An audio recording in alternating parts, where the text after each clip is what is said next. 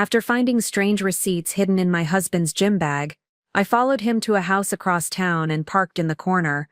When I saw him walk out with another woman and a little girl who had his same green eyes, calling him Daddy, I realized the man I'd been married to for 8 years was living a complete double life. By that evening, I'd emptied our joint accounts, and by morning, I was planning the most calculated revenge of my life. The receipts felt heavy in my trembling hands as I sat in my car outside 247 Maple Grove Avenue.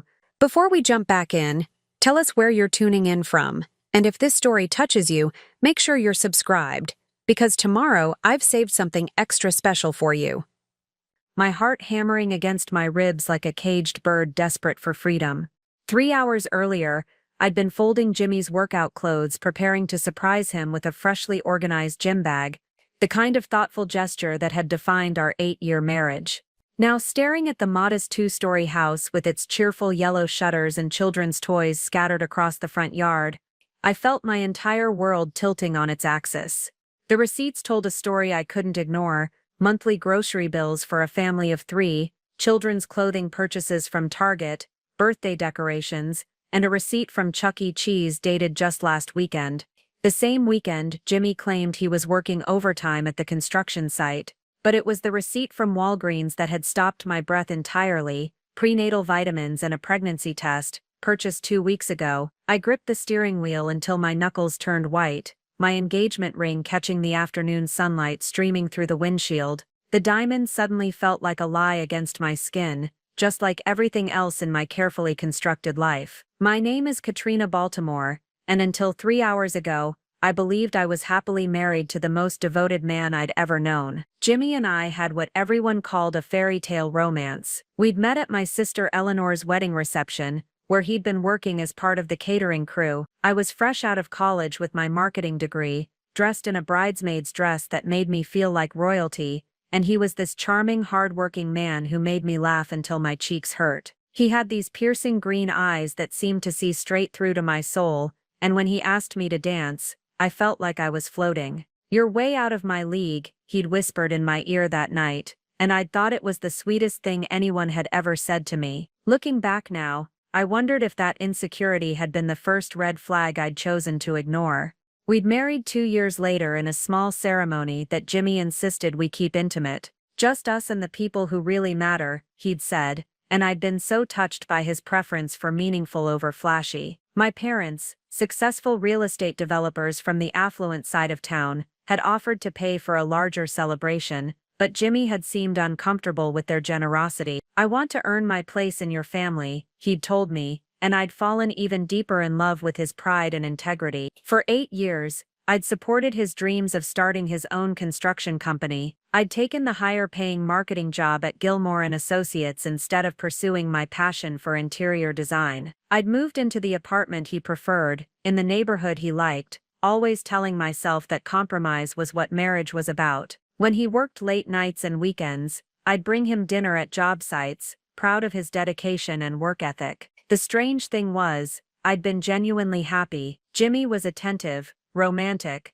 always remembering anniversaries, and surprising me with little gifts. He'd call me during lunch breaks just to hear my voice, and he never forgot to kiss me goodbye in the mornings. If someone had told me yesterday that my husband was capable of deception, I would have laughed in their face. But sitting in my Honda Civic, watching the house at 247 Maple Grove Avenue, those happy memories began reshaping themselves into something darker. The late nights that became more frequent over the past year, the new phone he'd bought, claiming his old one was breaking down, the way he'd started showering immediately when he came home from work, before even greeting me properly, the gradual decrease in our intimacy, which he'd blamed on exhaustion from his expanding business. My hands shook as I pulled out my phone and scrolled through our recent text messages.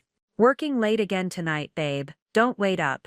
Job site emergency, might not make it home until tomorrow. Client wants to meet Sunday morning, probably an all-day thing." Each message now felt like a carefully crafted lie, designed to give him time with his other life. The front door of the yellow house suddenly opened, and my breath caught in my throat. A woman stepped out onto the porch, petite, with shoulder-length auburn hair, and wearing a floral sundress that accentuated her obviously pregnant belly. She couldn't have been more than 25, with the kind of natural beauty that didn't require makeup. She was everything I wasn't young where I was approaching 32, effortlessly pretty, where I worked hard to maintain my appearance, pregnant where I had struggled with fertility issues for the past 3 years. But it was what happened next that shattered my heart into a million irreparable pieces. Jimmy emerged from the house behind her, wearing the same Carhartt work shirt I'd washed and folded a dozen times. In his arms was a little girl who couldn't have been more than 3 years old, with dark curls and unmistakably familiar green eyes, Jimmy's eyes. She was giggling and calling him daddy in a sweet high voice that carried across the quiet suburban street. I watched frozen in horror and disbelief, as Jimmy kissed the woman's forehead tenderly, the same way he'd kissed mine that very morning when I'd handed him his coffee. He settled the little girl into a car seat in the back of a silver SUV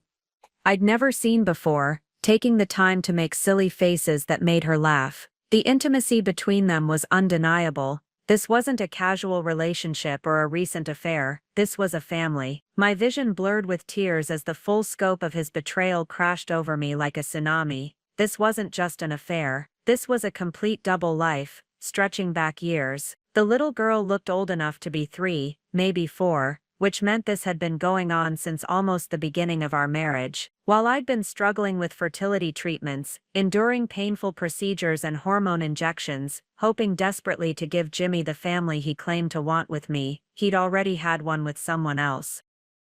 The silver SUV pulled out of the driveway, Jimmy behind the wheel, his other family safely buckled in beside him. As they drove past my hiding spot, I ducked down instinctively, my heart pounding so hard I was sure they could hear it. But they were too absorbed in their own happiness to notice the broken woman watching from the shadows of their perfect afternoon.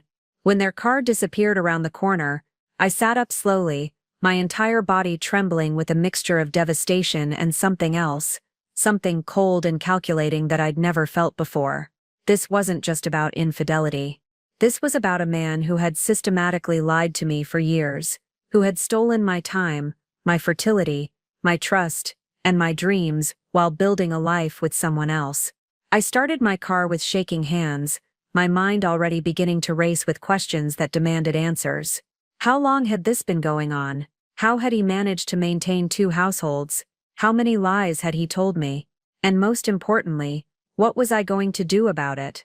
As I drove home through the familiar streets of our neighborhood, everything looked different. The house we'd saved for together, the restaurant where we'd had our first date, the park where he'd proposed, all of it now felt like elaborate stage sets in a play where I'd been the only one who didn't know I was acting.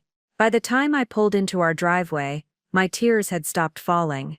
In their place was a cold, clear determination that surprised me with its intensity. Jimmy Baltimore thought he could play me for a fool, thought he could have his cake and eat it too, while I waited faithfully at home like an obedient wife. He was about to learn just how wrong he was. I sat in our driveway for what felt like hours, though the clock on my dashboard showed only 20 minutes had passed since I'd witnessed Jimmy's betrayal. Our house, a modest 3-bedroom ranch that we'd bought together 5 years ago, looked exactly the same as when I'd left it that morning. The same white picket fence Jimmy had painted last spring, the same rose bushes I'd carefully tended in our front garden, the same welcome mat that read the Baltimores in cheerful script that I'd ordered as a surprise for our 6th anniversary, but everything was different now. The house felt like a museum of lies, each memory suddenly tainted with the knowledge that while I was building what I thought was our life together, Jimmy was building another one entirely with someone else. My hands were still shaking as I fumbled with my keys at the front door. The key stuck in the lock, something that had happened a dozen times before and never bothered me. Today it felt like the universe's cruel joke, forcing me to struggle to enter a home that might never feel like home again. When the door finally opened, I was hit with the familiar scent of the vanilla candles I kept burning in the living room, mixed with the faint smell of Jimmy's cologne that always lingered in the entryway. I dropped my purse on the small table by the door, the antique piece I'd found at a flea market, and spent weeks refinishing while Jimmy was working late. Now I wondered how many of those late nights had been spent tucking his daughter into bed, reading her bedtime stories, being the father I'd dreamed of him becoming with our children.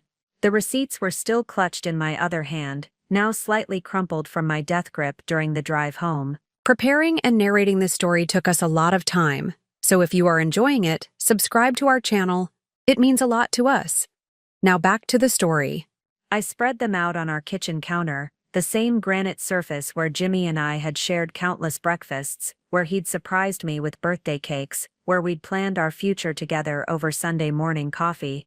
Receipt after receipt told the story of a life I knew nothing about, grocery purchases from a store I'd never been to, in amounts that would feed a family, children's vitamins from CVS, a birthday party package from Chuck E. Cheese, dated 3 weeks ago, March 15th. I grabbed my phone and checked my calendar. March 15th was the day Jimmy had claimed he was working a double shift on the Morrison renovation project. He'd even called me that evening, sounding exhausted, telling me he missed me and couldn't wait to come home. But he hadn't come home to me, he'd gone home to them. I sank onto one of our kitchen stools, the same ones Jimmy had assembled when we first moved in, insisting he could handle it without the instruction manual. We'd laughed when one of them ended up wobbly, and I'd called him my handyman husband with such affection. That memory now felt like a knife twisting in my chest. My phone buzzed with a text message, and Jimmy's name appeared on the screen. "Hey beautiful, running behind schedule today, probably won't be home until after 8. Love you." I stared at the message, knowing now that he was probably helping his other family with dinner, maybe giving his daughter a bath, maybe rubbing his pregnant girlfriend's feet. The casual "love you" at the end felt like mockery. How could he type those words while living this double life? I found myself walking through our house like a detective examining a crime scene. In our bedroom, I opened Jimmy's dresser drawers with new eyes. Had I ever noticed that he seemed to go through clothes faster than made sense? That his laundry loads were smaller than they should be for someone who worked in construction? In the back of his sock drawer, I found a second wallet, one I'd never seen before. My heart pounded as I opened it. Inside was a driver's license with Jimmy's photo, but a different address, 247 Maple Grove Avenue. The same house I'd just watched him emerge from with his secret family. The license listed his name as James Keene, not James Baltimore. Even his name with them was different. There were other things in the wallet too. Photos of the little girl I'd seen today, dozens of them, documenting her growth from a tiny baby to the toddler I'd witnessed, calling him daddy. In one photo, she was maybe 6 months old, sitting on Jimmy's lap in what looked like our local park. The timestamp showed it was taken 2 years ago, during the period when Jimmy claimed he was working overtime to save for the vacation we never took. Another photo showed the auburn-haired woman in a hospital bed, holding a newborn baby, with Jimmy standing beside them both, his face glowing with pride and exhaustion. The kind of photo I'd imagined we'd have someday, when we finally managed to conceive. The date stamp showed it was taken 3.5 years ago, just 4.5 years into our marriage. I sank onto our bed, the same bed where Jimmy had held me just last week when I'd cried after another negative pregnancy test. He'd stroked my hair and whispered that everything happens for a reason, that maybe it just wasn't our time yet, all while knowing he already had a daughter, while another child was growing in another woman's belly. The cruelest part was how genuine his comfort had seemed. There were no signs that he was acting, no tells that he was lying. He'd seemed as disappointed as I was about our fertility struggles, as hopeful about the treatments we were pursuing. How could someone be such a convincing actor? I thought about all the times I'd defended him to my family. My mother had always been politely skeptical of Jimmy, not because she disliked him, but because she couldn't understand what he was thinking, what his long-term plans were. "He's very easygoing," she'd say in that careful tone mothers use when they're trying not to criticize their daughter's choices. My father had offered Jimmy a job at his real estate development company multiple times, opportunities that would have doubled his income, but Jimmy always declined. "I'm a hands-on guy," he'd say. "I need to build something with my own 2 hands." Now I realized he had been building something with his own hands, just not with me. The house phone rang, startling me out of my spiral of memories. It was Eleanor, my sister, her name appearing on the caller ID.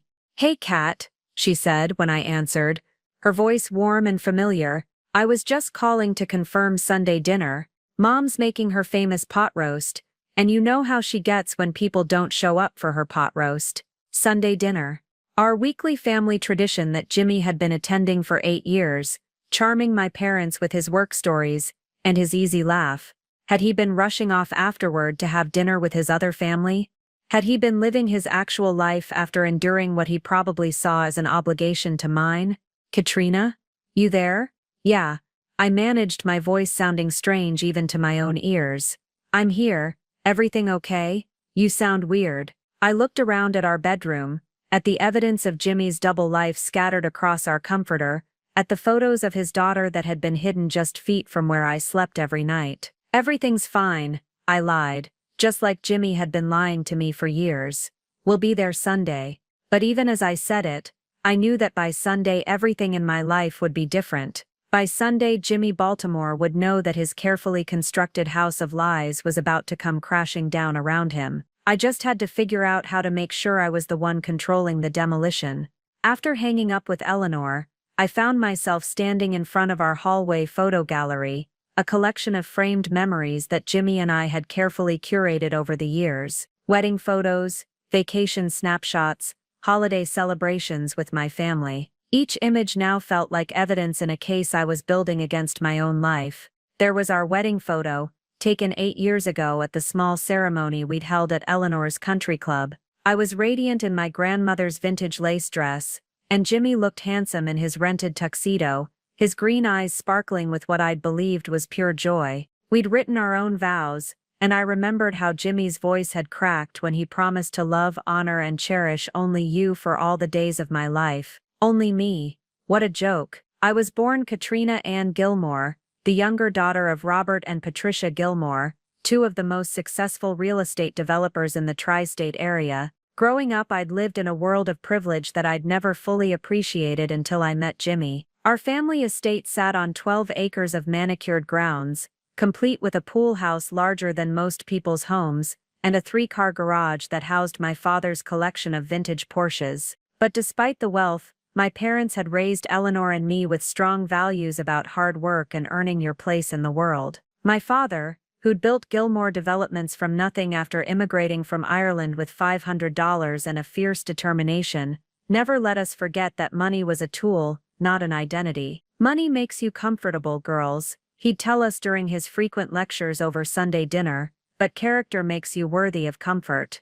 Eleanor, 3 years older than me, had embraced the family business from childhood. She had our father's head for numbers and our mother's eye for design, and by the time she was 25 she was already running her own division of the company. She'd married Archie Javier, a successful attorney from a similar background, and together they'd built the kind of life that looked perfect from the outside, and actually was pretty wonderful on the inside too. I, on the other hand, had always been the dreamer. While Eleanor was studying business and finance, I was taking art classes and interior design courses. I'd wanted to start my own design firm, maybe specialize in historic home renovations. My parents had been supportive but practical about it. Follow your passion, sweetheart, my mother had said, but make sure you can support yourself while you're following it. That's why I'd taken the marketing position at Gilmore and Associates. It was supposed to be temporary, a way to build up savings and experience while I launched my design career. But then I'd met Jimmy at Eleanor's wedding reception,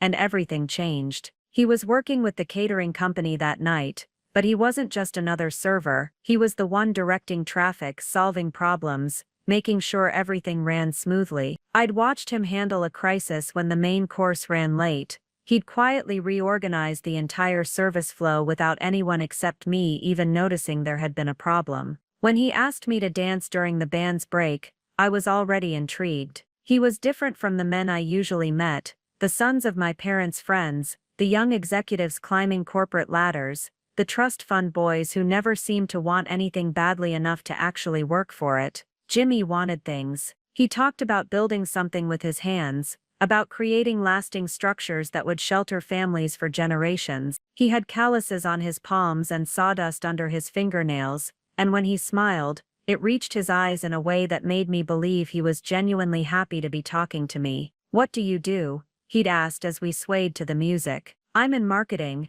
I'd said, then immediately felt compelled to add, but I really want to be an interior designer. Why aren't you?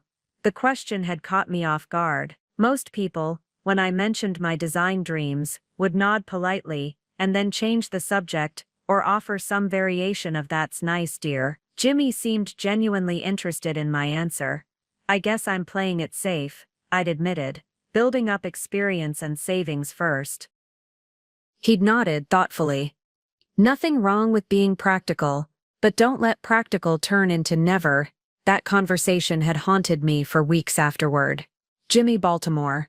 That's how he'd introduced himself, and I'd never questioned why his last name was different from what I'd later learn it really was. Seemed to represent everything I'd been missing in my carefully planned life. Spontaneity. Authenticity. The courage to chase dreams without a safety net. We'd started dating 2 weeks after Eleanor's wedding. Jimmy would pick me up after work in his beat-up Ford pickup truck, and we'd go to little diners and local bars that I'd never known existed. He introduced me to a world where people worked with their hands, where success was measured in completed projects rather than quarterly reports, where Friday night meant beer and pool rather than wine and gallery openings. My parents had been diplomatically concerned. "He seems like a very nice young man," my mother had said after Jimmy's first dinner with the family. "Very polite." "But what are his long-term goals?" my father had asked privately. "What's his plan for building a stable future?" I'd defended Jimmy passionately. He was hardworking, honest, ambitious in his own way. He was saving money to start his own construction company. He treated me like a queen. He made me laugh. He made me feel like my dreams mattered. "He's not after your money if that's what you're worried about," I'd told them. "He's actually uncomfortable when I try to pay for things." And that had been true, at least at first. Jimmy had insisted on paying for our dates, even when it meant choosing less expensive restaurants. He'd refused my father's job offers, saying he needed to make his own way. When I'd offered to help him financially with his business plans, he'd been almost offended. "I appreciate it, Kat, I really do," he'd said. "But I need to know I can do this on my own. I need to know I'm worthy of you." Looking back now, I wondered if his pride had been genuine, or just another manipulation. Had he been playing hard to get with my money, knowing that my parents' wealth would always be there as a safety net? Had he calculated that refusing help initially would make him seem more trustworthy when he eventually started accepting it? Because he had started accepting it, gradually and seemingly reluctantly. First, it was letting me pay for nicer dinners. Then it was agreeing to move into a better apartment that I found and offered to split the rent on. Then it was the business loan I'd co-signed when he was ready to start Baltimore construction. By the time we got married, Jimmy had become comfortable with my family's money, though he still maintained the fiction that he was uncomfortable with it. He'd joke about being the poor boy who'd married above his station, but he'd gotten used to the vacations my parents funded, the family events at expensive restaurants, the birthday and Christmas gifts that cost more than he made in a month, and all the while I'd thought I was helping the man I loved achieve his dreams. I'd thought we were building something together. Now, standing in our hallway looking at 8 years of photographed lies, I realized that Jimmy had been building something, just not with me. While I was supporting his construction business, he was constructing an entirely separate life. While I was investing in our future, he was investing in someone else's. The worst part was how naturally the deception had come to him. In all our years together, I'd never once suspected he was capable of this level of betrayal. He'd been the perfect husband, attentive, loving, thoughtful. He remembered anniversaries and birthdays, brought me flowers for no reason, held me when I cried about our fertility struggles. Had any of it been real, or was I just another construction project to Jimmy, something to build and maintain, while working on his real passion project across town? As I stared at our wedding photo, I realized I was looking at a stranger. The man I'd married didn't exist. Jimmy Baltimore was just a character James Keene had created to access my life, my resources, my trust. But if Jimmy Baltimore was just a fictional character,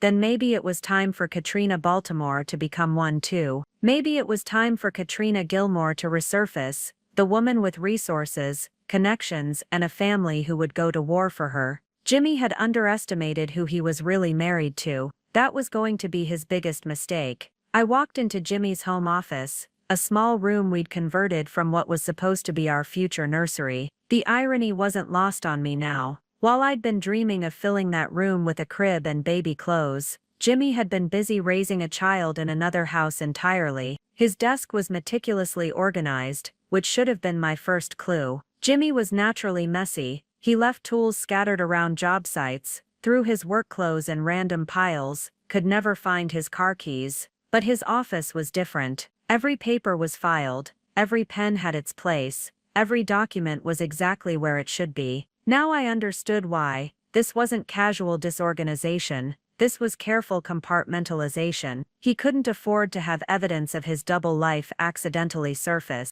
I started pulling open drawers, looking for anything I might have missed over the years. In the bottom drawer, behind a stack of old construction magazines, I found a day planner from 3 years ago. My hands trembled as I flipped through it, seeing appointments and notations that told a story I'd never been privy to. Marjorie doctor at 2 p.m. Marjorie, that must be her name, the pregnant woman I'd seen at the house. The entries were scattered throughout the year, always cryptic, always scheduled during times when Jimmy had told me he was working. Modem ultrasound, baby shower planning, Lamaze class. While I was taking fertility drugs that made me sick and emotional, while I was enduring painful procedures and monthly disappointments, Jimmy was attending Lamaze classes with another woman. He was shopping for baby clothes, setting up nurseries, experiencing all the pregnancy milestones I'd dreamed about sharing with him. I found more entries as I kept flipping. Lily's first steps, Lily says data, Lily's first birthday party, Lily, his daughter's name was Lily. My phone buzzed again. Another text from Jimmy. Traffic is crazy today. Might be closer to 9 before I'm home. Sorry babe. I looked at the clock. It was 6:30 p.m. Prime dinner and bedtime routine time for a family with a toddler. He wasn't stuck in traffic. He was probably helping Marjorie give Lily a bath, reading her a bedtime story, being the father he pretended he wanted to be with me. Suddenly memories started flooding back with horrible clarity. All the signs that I'd dismissed, rationalized, or simply failed to see. 2 years ago, I'd found a child's hair tie in Jimmy's truck. When I'd asked about it, he'd laughed and said one of the guys on his crew had borrowed the truck to move his ex-wife's stuff, and she must have had her kid with her. I'd thought it was sweet that Jimmy was helping his coworker navigate a difficult divorce. Last Christmas, I'd been looking for a receipt in Jimmy's wallet to return a gift, and I'd found a photo of a little girl I didn't recognize. When I'd asked, he'd said it was his coworker Gary's daughter, and Gary was so proud of her that he'd given everyone on the crew copies of her school picture. You know how dads get, he'd said, with such an affectionate smile that I'd thought it was endearing. Gary. I grabbed Jimmy's phone records from his desk file and started scanning through the numbers. There it was, a number listed as Gary Work that appeared in Jimmy's call log almost daily, sometimes multiple times per day. Sometimes the calls lasted just minutes, but others went on for half an hour or more. What kind of work conversations needed to happen that frequently? I called the number from my cell phone, my heart pounding. Hello?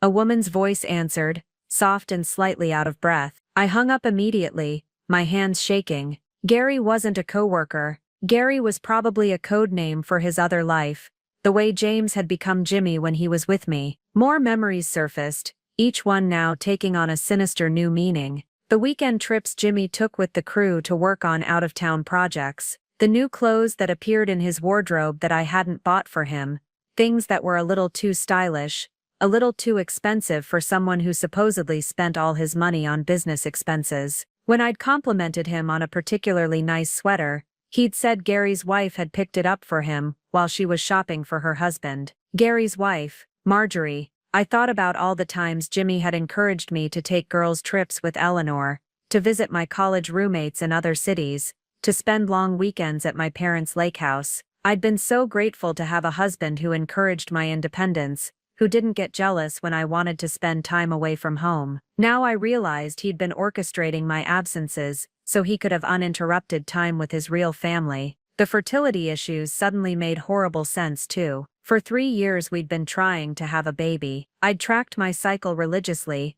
taken my temperature every morning, used ovulation prediction kits. Jimmy had seemed as eager as I was, always willing to accommodate my carefully timed romantic schedules, but now I realized he'd been sabotaging our efforts from the beginning. I thought about all the times he'd suggested we have a glass of wine before bed during my fertile windows, even though he knew alcohol could affect conception. The way he'd always volunteer to make dinner during those crucial days, disappearing into the kitchen for long periods. Had he been putting something in my food? Birth control pills crushed into my drinks. The thought made me physically sick. I ran to our bathroom and dry heaved over the toilet, my body rejecting not just the possibility, but the certainty of his betrayal. When the nausea passed, I splashed cold water on my face and stared at myself in the mirror. My reflection looked haunted, aged by the revelations of the past few hours. But underneath the devastation, I could see something else emerging: anger. I walked back to Jimmy's office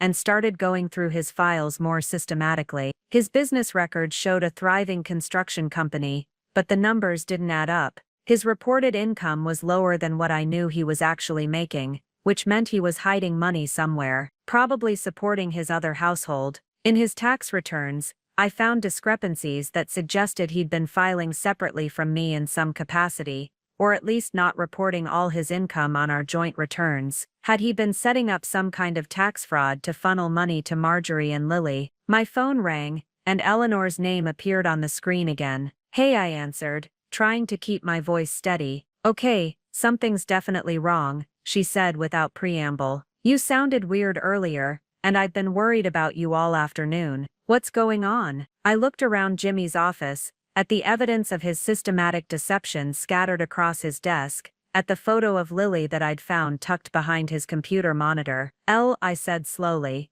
"How well do you really know Jimmy?" There was a pause. "What do you mean?" "I mean, have you ever had any doubts about him? Any weird feelings or concerns that you didn't want to tell me because you thought I wouldn't want to hear them?" Another pause, longer this time. "Katrina, what's happened? Just answer me, please." Eleanor sighed. "There have been things, little things that never quite added up, like how he always seemed to know exactly what to say, when to say it, how he never really talked about his past, his family, his life before you, and," she hesitated, "and what?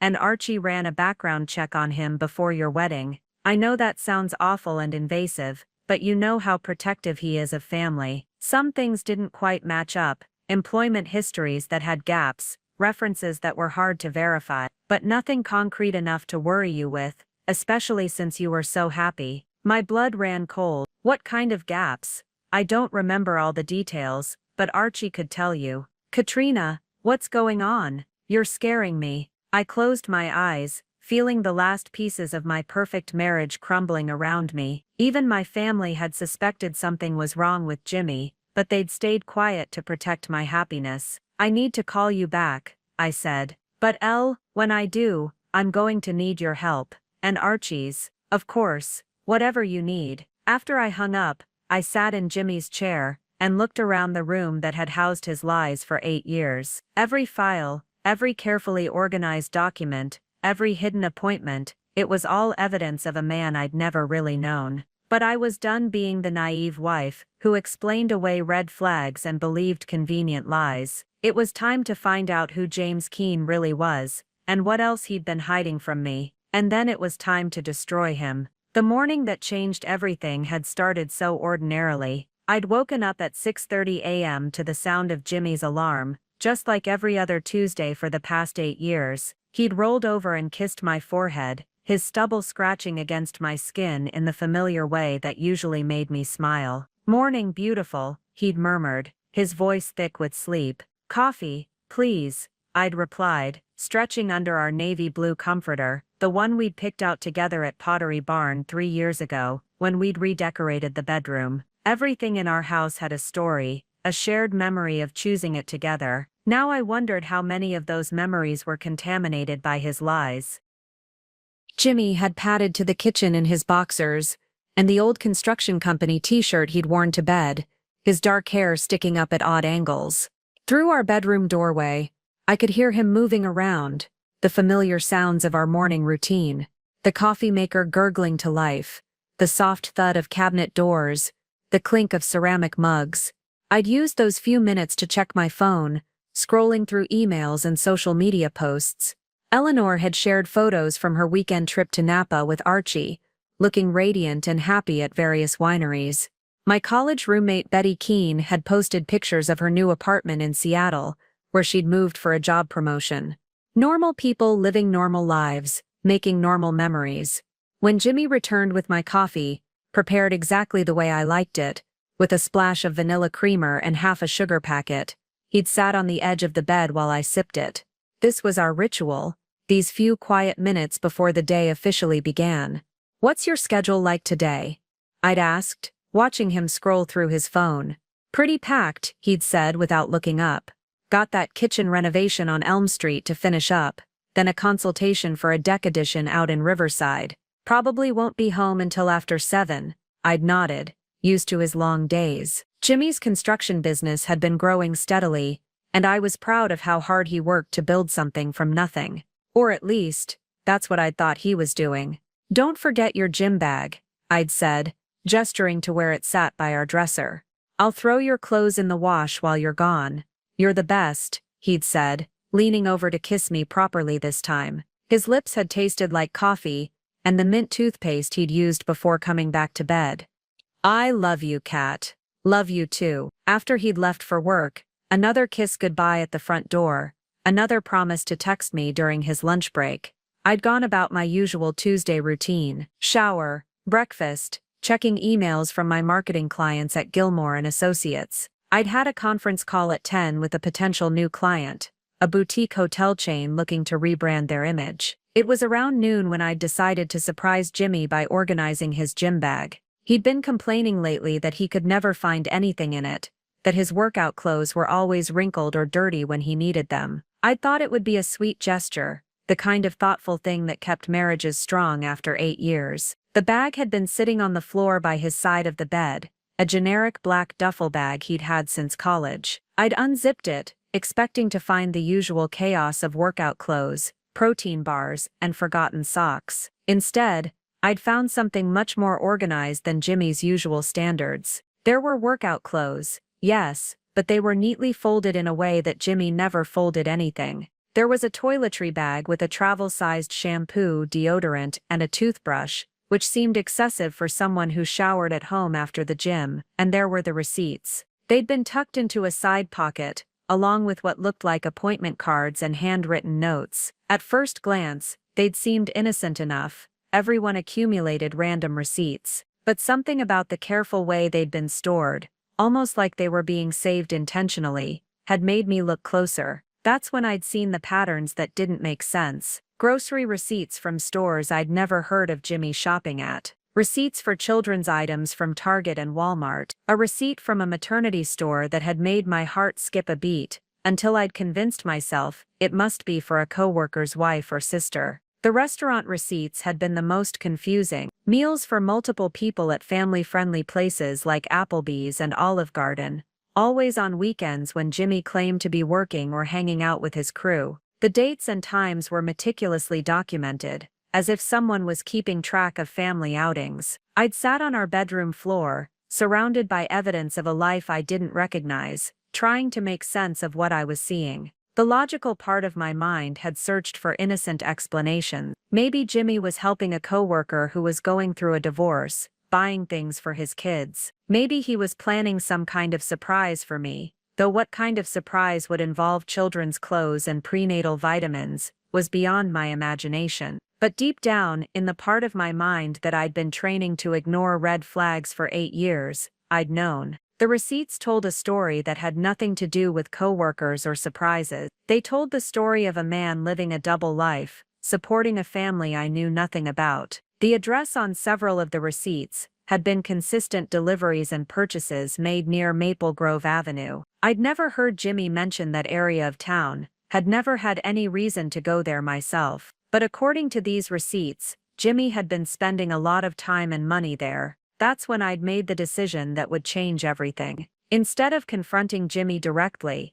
instead of demanding explanations that he would probably lie his way through, I decided to see for myself what was happening at 247 Maple Grove Avenue. I'd grabbed my purse, my keys, and the receipts, and driven across town to discover the truth about my husband's secret life. Now, hours later, sitting in his office, surrounded by 8 years of carefully hidden evidence, I realized that my impulse to investigate, rather than confront, had probably saved my sanity. If I'd asked Jimmy about the receipts, he would have had explanations ready. He'd been lying to me successfully for years. What was one more lie? But seeing him with Marjorie and Lily, seeing the easy intimacy of their family dynamic, seeing the way he looked at them with genuine love and affection, that was something he couldn't explain away. That was the truth he'd been hiding from me for years. Sitting in Jimmy's office, surrounded by the evidence of his betrayal, my mind drifted back to all the sacrifices I'd made for what I'd believed was our shared future. 8 years of putting his dreams before mine, his needs before my own, his version of our life before any vision I might have had. It had started small, the way these things always do. 6 months into our relationship, when Jimmy had been laid off from his construction job due to a slowdown in the housing market, I'd offered to cover our dinner dates until he found new work. Just temporarily, he'd said, his pride clearly wounded. I'll pay you back every penny. He never did pay me back, but by the time his finances stabilized, it had seemed petty to bring it up. Love wasn't about keeping score, I'd told myself. Partners supported each other through difficult times. When we'd moved in together after 2 years of dating, I'd been the one to put down the security deposit and first month's rent on our apartment. Jimmy's credit had some temporary issues from his period of unemployment, he'd explained. Nothing serious, just a few late payments that would clear up soon. I'd been happy to help, viewing it as an investment in our future together. The pattern had continued when we'd started talking about marriage. Jimmy had wanted to propose properly, with a ring that reflected how much he loved me, but his savings account wasn't quite where he'd hoped it would be. I want to do this right, Kat, he'd said, his green eyes earnest and vulnerable. You deserve the perfect ring, the perfect proposal.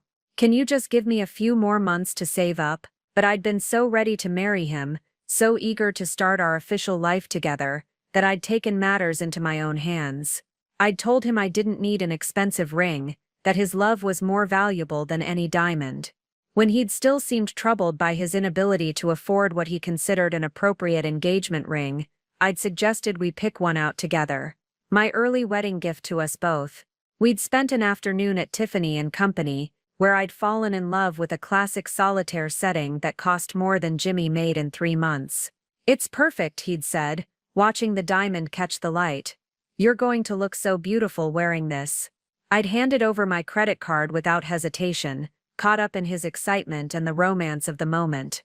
The saleswoman had assumed Jimmy was paying, and when she'd looked surprised to see me handling the transaction, Jimmy had smoothly explained that I was an independent woman who insisted on contributing to her own engagement. The wedding had followed the same pattern. My parents had offered to pay for everything, but Jimmy had been uncomfortable with their generosity. I want to contribute, he'd insisted. I don't want people thinking I'm just marrying you for your family's money. So we'd split the costs, though Jimmy's idea of splitting meant I covered the venue, catering, flowers, photography and music, while he paid for the rings and the honeymoon. His portion had come to about 15% of the total cost, but I'd appreciated his desire to contribute what he could. The honeymoon itself had been magical, a week in Tuscany that Jimmy had planned meticulously. He'd booked charming bed and breakfasts, made dinner reservations at romantic restaurants, arranged private wine tastings at family-owned vineyards. I'd been so impressed by his attention to detail, so touched by the effort he'd put into making our trip special. It wasn't until we'd returned home, and I'd offered to help him with the wedding expenses, that I'd discovered the truth. Jimmy hadn't actually paid for anything. He'd charged everything to credit cards, thinking he'd figure out the payments later. The honeymoon alone had cost $25,000 that he didn't have. I wanted to give you the perfect honeymoon, he'd said when I'd found the credit card statements mixed in with our mail. I thought the business would pick up by the time the bills came due, but the market's still slow. I'd paid off the honeymoon debt without a second thought. We were married now, his problems were my problems. His dreams were my dreams. That philosophy had guided every major decision we'd made as a couple. When Jimmy had wanted to start his own construction company, I'd been his biggest cheerleader and his primary investor. I'd co-signed the business loan, using my excellent credit and my parents' wealth as collateral. When he'd needed equipment, I'd helped him lease a truck and purchase tools. When potential clients had wanted to see a portfolio of his work, I'd paid for professional photography of his projects. I'd even used my connections to help build his client base. My father's real estate development company had thrown several renovation contracts Jimmy's way, and I'd convinced friends and family members to hire Baltimore Construction for their home improvement needs. Within 3 years, Jimmy's business was thriving, and I'd been so proud of what we'd built together. But it hadn't been enough for Jimmy to just run a successful business. He'd had bigger dreams, he'd told me. He'd wanted to expand into commercial construction, maybe even development projects like my father's company. That would require more capital, more equipment, more connections. So I'd helped him apply for a line of credit, again using my assets as collateral. I'd introduced him to my father's business associates, gotten him invited to industry events where he could network with potential clients. When he'd needed to hire additional crew members, I'd helped him navigate the payroll and insurance requirements. All the while I'd been putting my own dreams on hold. The interior design business I'd planned to start remained just a plan. The portfolio I'd been building gathered dust in a folder on my laptop. When potential clients had approached me about design projects, I'd turned them down, explaining that I was too busy helping Jimmy establish his business. Once Baltimore Construction is really stable, I'd tell myself, then I'll have time to focus on my own career. But Baltimore Construction's stability had always seemed just out of reach. There was always another expansion opportunity, another piece of equipment needed, another contract that required upfront investment. My design dreams had been perpetually postponed for the sake of our financial security. I'd told myself it was temporary, that we were building something together that would benefit both of us in the long run. I'd convinced myself that supporting Jimmy's success was the same as investing in my own future. Looking back now, I could see how naive I'd been. While I'd been sacrificing my career, my dreams, and my financial independence to build what I'd thought was our shared future, Jimmy had been using my resources to fund an entirely separate life. Every dollar I'd invested in Baltimore Construction, every contact I'd shared, every opportunity I'd helped him secure, it had all been used to support his real family while keeping me in the dark. The cruelest part was how grateful he'd always seemed for my support. He'd thanked me constantly, told me he couldn't have succeeded without me, promised that everything he was building was for us. Even as recently as last month, when I'd helped him secure a major renovation contract through one of my father's contacts, he'd held me close and whispered, "I'm going to spend the rest of my life making this up to you." But he'd never intended to spend the rest of his life with me at all. I was just a convenient source of funding and connections, a stepping stone to the life he really wanted with someone else. 8 years of my life, my money, my connections, my dreams, all of it had been stolen to build a future I'd never be part of. But Jimmy had made one crucial mistake. He'd underestimated exactly what kind of resources I had access to, and what I was capable of when I set my mind to destroying someone who'd betrayed me. He was about to learn that Katrina Gilmore didn't just have money, she had power, and she was about to use every bit of it. The drive to 247 Maple Grove Avenue had felt like the longest 20 minutes of my life, even though I'd made the trip in complete autopilot, my hands gripping the steering wheel while my mind raced through 1,000 possible explanations for the receipts I'd found. I'd left our house at 1:30 p.m., telling myself I was just going to drive by whatever was at that address. Maybe it was a store Jimmy frequented, or a client's house where he was working on a project. There had to be an innocent explanation for why his gym bag was full of receipts from that neighborhood. But even as I'd tried to convince myself of benign possibilities, my stomach had been twisted in knots. Something deep in my intuition, the same instinct I'd been suppressing for months, was screaming that I was about to discover something that would change everything. The route had taken me through parts of town I rarely visited. Past the industrial district where Jimmy's office warehouse was located, through a working-class neighborhood of small ranch houses and chain restaurants, and finally into a suburban development that looked like it had been built in the 1990s. Maple Grove Avenue was lined with modest 2-story homes, each with small front yards and driveways that could fit 2 cars if you were careful about the parking. I'd found 247 easily enough, a cheerful yellow house with white trim and dark green shutters. There was a small covered porch with 2 rocking chairs, and the front yard was well maintained but not professionally landscaped. It looked like the kind of place where a young family might live, saving money for a bigger house someday. There were toys scattered across the front yard, a pink tricycle, some sidewalk chalk, a sandbox shaped like a turtle. My heart had started beating faster as I'd parked across the street, about 3 houses down where I could observe without being obvious. The house had looked peaceful, normal. There was a silver Honda Civic in the driveway, a practical family car, the kind I'd always imagined Jimmy and I might buy when we started having children. Wind chimes hung from the porch ceiling, moving gently in the afternoon breeze. I'd sat in my car for nearly an hour, feeling increasingly foolish. What was I even doing here? What did I expect to find? Jimmy was supposed to be working on the Elm Street renovation today. He'd probably never even been to this address. I was letting my imagination run wild, creating drama where none existed. But just as I'd been about to give up and drive home, ashamed of my paranoid behavior, I'd seen movement through the front window of the house. A woman had walked past, carrying what looked like a laundry basket. She'd been too far away for me to see clearly, but she'd appeared young, with shoulder-length hair. My pulse had quickened, but I'd forced myself to stay rational. Just because a woman lived at this address, didn't mean anything sinister was happening. Maybe Jimmy had a female client, or maybe one of his crew members lived here with his wife. Then the front door had opened. A woman had stepped out onto the porch, the same woman I'd glimpsed through the window, but now I could see her clearly. She was petite and pretty, probably in her mid-20s, with auburn hair that caught the sunlight. She'd been wearing a flowing sundress that did nothing to hide her obviously pregnant belly.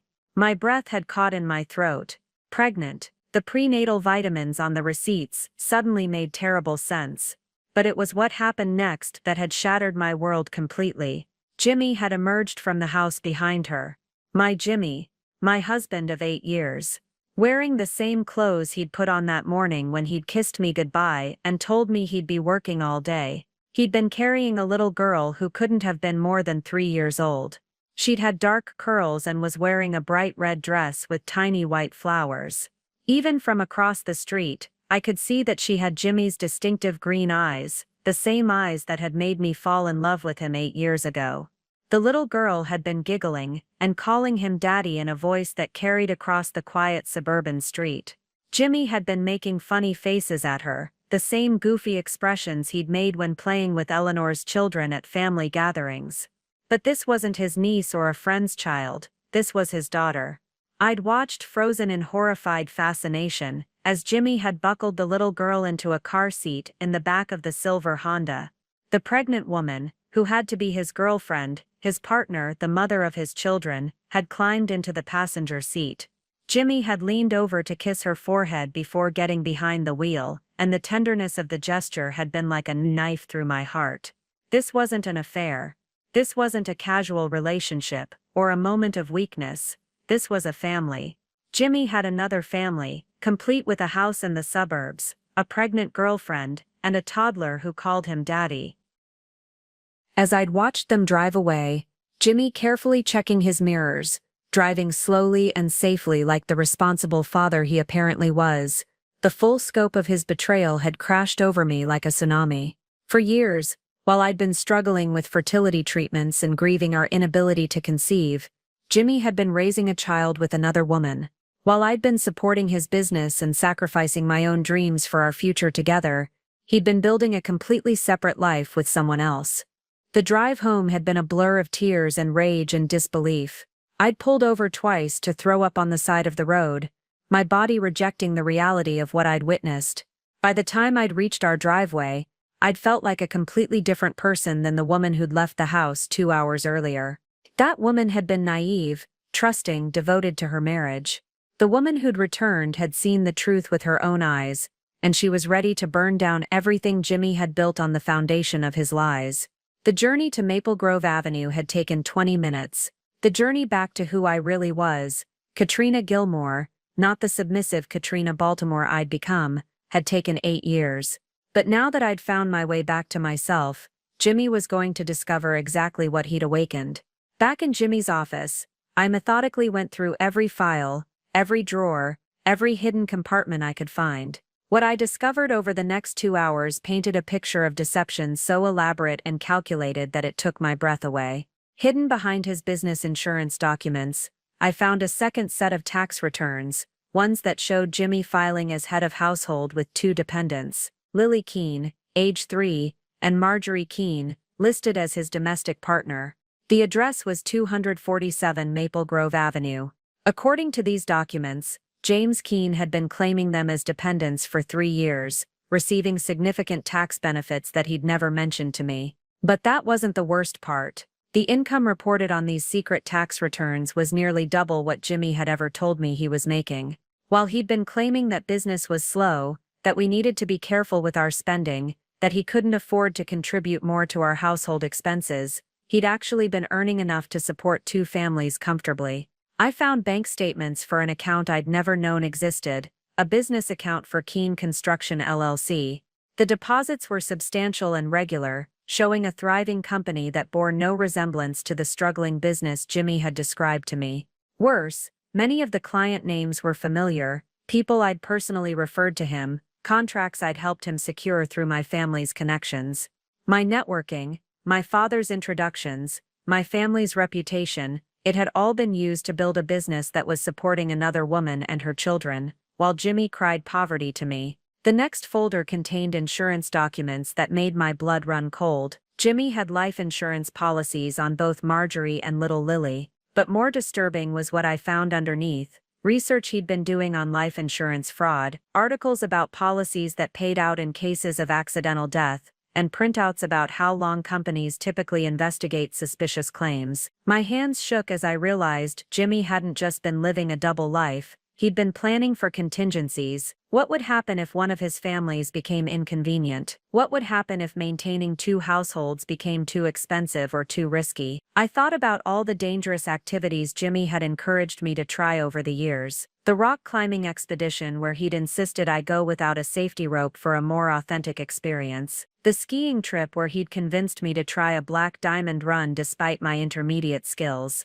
The sailing adventure where he'd suggested we go out despite small craft warnings. Each incident had seemed like Jimmy being adventurous, pushing me to be braver, to live life more fully. Now I wondered if they'd been something else entirely. In the very back of his filing cabinet, I found a folder labeled Personal Research that contained printouts about inheritance laws in our state. Specifically, what rights surviving spouses had to their deceased partner's assets, and what happened to those assets if the spouse also died within a certain time frame. There were also documents about my family's wealth, detailed research about Gilmore Developments, my parents' assets, my trust fund, information that Jimmy had gathered systematically over the years, learning exactly what he'd stood to gain by being married to me, and what he'd lose if our marriage ended. But the most chilling discovery was a handwritten timeline, tucked inside a book about estate planning. It laid out a careful progression: Year 1 Mentor 3, establish business and credit.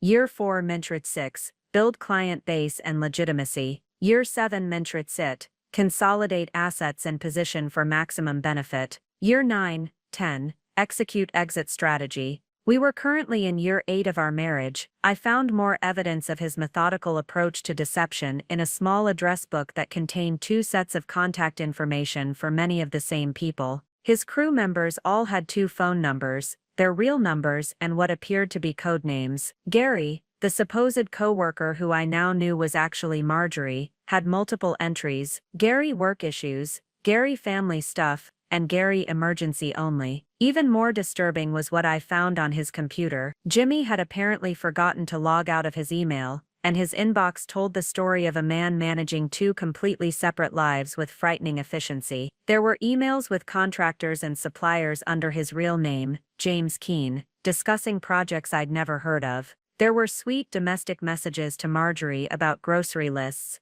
daycare pickups, and doctor's appointments for Lily. There were even emails about their second child, discussions about baby names, nursery decorations, and maternity leave. While I'd been taking fertility drugs and enduring painful procedures, Jimmy had been exchanging excited emails with Marjorie about their growing family. While I'd been grieving our inability to conceive, he'd been planning a future with another woman and the children they were having together. The email thread that broke my heart completely was titled Our Forever Home. Jimmy and Marjorie had been house hunting, looking at larger properties in better school districts.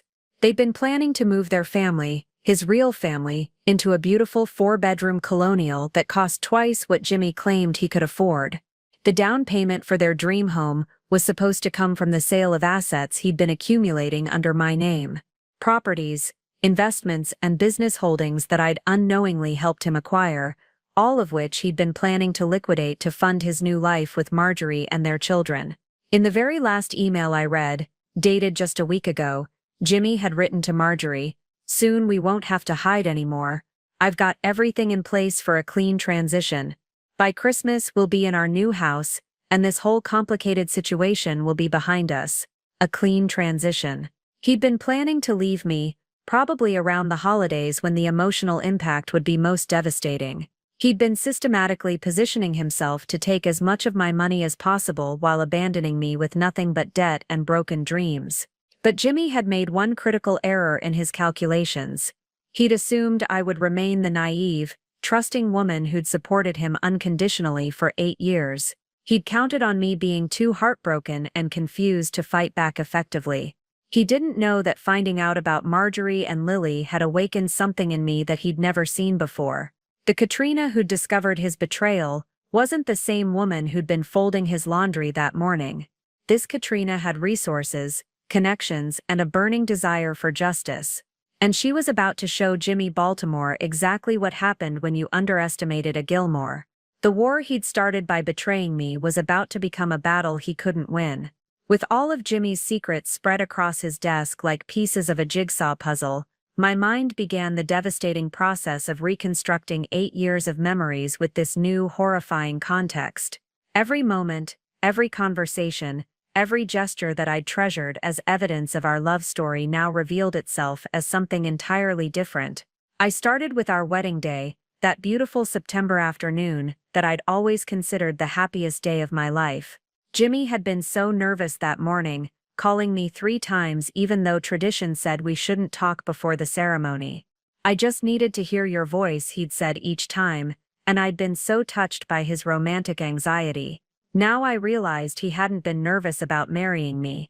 He'd been nervous about committing fraud, because that's what our marriage was, an elaborate fraud designed to give him access to my family's wealth and resources.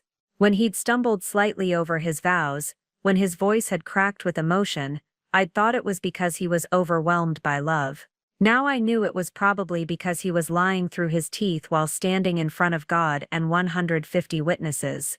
Our honeymoon in Tuscany took on a sinister new meaning as well. Jimmy had been so insistent on documenting everything, photos of us at every restaurant, every landmark, every romantic sunset. He'd even hired a professional photographer for one afternoon, saying he wanted perfect pictures to remember our perfect trip. But those photos weren't souvenirs of our love. They were evidence for his long-term con. Proof that he was a devoted husband, documentation of our luxurious lifestyle that he could show to banks when applying for loans, to contractors when building his business reputation. Every romantic moment had been a photo opportunity for his deception. I thought about the first time I'd brought Jimmy home to meet my parents. He'd been so charming, so genuinely interested in hearing about my father's business, so impressed by our family's success.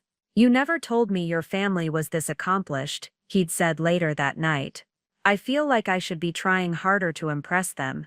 What I'd interpreted as humble admiration was actually reconnaissance. Jimmy had been calculating exactly what my family was worth and how he could position himself to access it. His questions about the business hadn't been polite conversation, they'd been intelligence gathering. The memory that hurt most to recontextualize was the night Jimmy had proposed. We'd been together for 2 years, and I'd been starting to wonder when he might pop the question. He'd seemed to sense my impatience, and had planned what I'd thought was the most romantic proposal in history. He'd taken me back to the park where we'd had our first official date, recreating every detail of that afternoon. The same blanket, the same wine, even the same selection of cheese and crackers he'd brought 2 years earlier. As the sun was setting, he'd gotten down on one knee and pulled out the Tiffany ring we'd picked out together. "Katrina," he'd said, his green eyes bright with what I'd believed were tears of joy, "you've made me a better man. You've shown me what it means to have dreams worth fighting for. I want to spend the rest of my life proving I'm worthy of your love." I'd cried when I said yes, overwhelmed by the perfection of the moment and the beauty of his words. Now I realized that every word had been calculated. He hadn't been promising to spend his life proving worthy of my love. He'd been promising to spend however long it took to extract maximum value from our relationship before moving on to his real life. Even our struggles with fertility, which had brought us closer together in ways I'd thought were genuine, had been part of his manipulation. I remembered the night I'd come home from my first appointment with the reproductive endocrinologist, devastated by the news that getting pregnant might be more complicated than we'd hoped. Jimmy had held me while I cried, stroking my hair and murmuring comforting words. "We'll figure this out together," he'd promised. "Whatever it takes, however long it takes. We're a team, Kat." But he'd already had a child with Marjorie by then. Little Lily would have been about 6 months old when Jimmy was comforting me about our supposed fertility issues. He'd been coming home from diaper changes and midnight feedings to hold me while I grieved the children we couldn't have. The cruelest part was how convincing his performances had been. When I'd started hormone treatments that made me emotional and physically uncomfortable, Jimmy had been the perfect supportive husband. He'd brought me ice cream when I was bloated, rubbed my feet when the medications made me retain water, held me during the inevitable monthly disappointments when the treatments didn't work. He'd even gone to counseling with me when the stress of infertility had started affecting our relationship. I remembered sitting in Dr. Morrison's office while Jimmy talked about how much he wanted children with me. How he'd love our baby whether we conceived naturally or needed medical help. How the most important thing was that we were facing this challenge together. Every word had been a lie. While he was in therapy talking about wanting children with me, he was going home to Marjorie and playing with the child they already had together. I thought about all the times Jimmy had encouraged me to work late, to take business trips, to spend weekends with Eleanor or my college friends. "You're so independent," he'd say admiringly. "I love that about you. I never want you to feel like marriage means giving up your friendships or your career." What I'd seen as respect for my autonomy was actually him creating opportunities to spend time with his real family. Every girls' weekend I'd taken, every late night at the office, every business conference I'd attended, Jimmy had been using my absence to live his authentic life with Marjorie and Lily. The most devastating realization was about the house hunting we'd done last year. Jimmy had seemed genuinely excited about finding our forever home, as he'd called it. We'd spent months looking at properties, and I'd been so happy to see him engaged in planning our future together. Now I knew that while we were looking at houses for our imaginary future, Jimmy was secretly house hunting with Marjorie for their real future. The 4-bedroom colonial they'd chosen was probably everything I'd said I wanted in our dream home. He'd used my own wishes as a template for the house he was buying with another woman. Every memory was contaminated now, every happy moment revealed as a lie. The man I'd loved, trusted, and supported for 8 years didn't exist. Jimmy Baltimore was just a character James Keene had created to steal my life, my money, and 8 years of my future. But Jimmy had underestimated the woman he'd been deceiving. The naive Katrina, who'd believed his lies, was gone, replaced by someone harder, smarter, and infinitely more dangerous to his carefully constructed world. He thought he knew me, but he'd only known the character I'd played for him. The devoted wife, the generous supporter, the trusting partner. Now he was about to meet the real Katrina Gilmore, and she was nothing like the woman he'd been manipulating. She was about to become his worst nightmare. I sat in Jimmy's office chair, surrounded by the wreckage of our marriage, and felt something I'd never experienced before, a cold, calculating clarity that cut through the devastation like a surgical blade. The tears had stopped, the shock had passed. What remained was pure, focused determination. Jimmy would be home in less than 2 hours, expecting to find his devoted wife waiting with dinner and a smile, ready to listen to carefully crafted lies about his day. Instead, he was going to find that his entire world had shifted while he was playing house with his real family. But I wasn't going to confront him, not yet. Confrontation was what the old Katrina would have done, the woman who believed in communication and working through problems together. That woman was gone. In her place was someone who understood that information was power, and that the person who controlled the narrative controlled the outcome. My first priority was protecting my assets. I pulled out my laptop and logged into our joint bank accounts, the ones where my trust fund payments were automatically deposited each month. The balance was lower than it should have been. Jimmy had been systematically transferring money to accounts I didn't have access to. But there was still enough to cause serious damage if he realized I knew the truth, and decided to drain everything out of spite. I started with the largest joint account, transferring 3/4 of the balance to my personal account that predated our marriage. I left enough money to avoid triggering automatic alerts, but took enough to ensure Jimmy couldn't disappear with everything if he panicked. Next, I called our credit card companies. I need to report potential fraud on my accounts, I told each representative, giving them the story I'd practiced in my head. I've discovered charges that I didn't authorize, and I'm concerned someone may have access to my cards without my knowledge. It wasn't technically a lie. Jimmy had made charges without my knowledge, just not in the way the representatives would assume. Within an hour, I'd frozen 3 credit cards and reduced the limits on 2 others. Jimmy would still have access to enough credit for normal daily expenses, but he wouldn't be able to make any major purchases or cash advances without my explicit approval. Then I called my attorney, Margaret Thornton, who'd handled my family's legal matters for 20 years. Margaret had drawn up our prenup, or rather she'd drawn up the prenup that Jimmy had refused to sign, claiming it showed a lack of trust in our relationship. "Margaret, it's Katrina Baltimore," I said when her secretary put me through. "I need to see you tomorrow morning. It's urgent, and it concerns my marriage." "Of course, dear," Margaret said, her voice immediately shifting to professional concern. "Are you all right? You sound stressed." "I'm fine, but I've discovered some things about Jimmy that are going to require immediate legal action. I need to know what options I have for protecting myself financially.